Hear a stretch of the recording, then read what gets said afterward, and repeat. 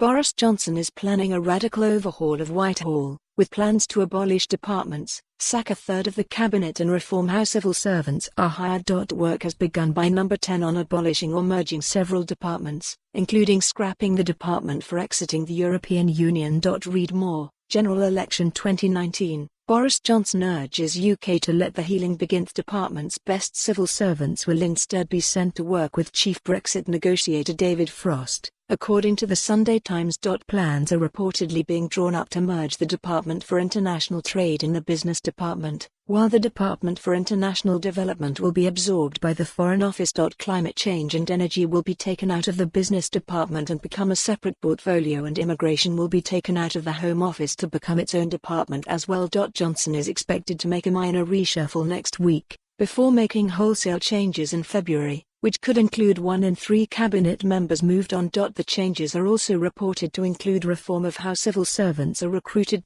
They would make it easier for high-ranking positions to be filled by external experts, instead of lifelong civil servant mandarins. A senior government figure told the Sunday Times, "It will be pretty big.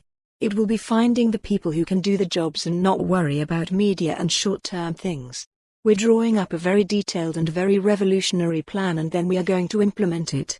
The Prime Minister is also putting together his agenda for the Queen's speech, which will largely revolve around investment into the NHS and the north of the country. Read more. Boris Johnson thanks the North for breaking generations of voting habits. The Conservatives are looking to shore up the Northern and Midlands vote it was able to attract on the way to Thursday's electoral landslide. The Queen's speech is set to include a promise to pump £34 billion into the NHS by 2023-24 and to spend £78 billion on transport in the north of England. For more on this story, visit the news article link.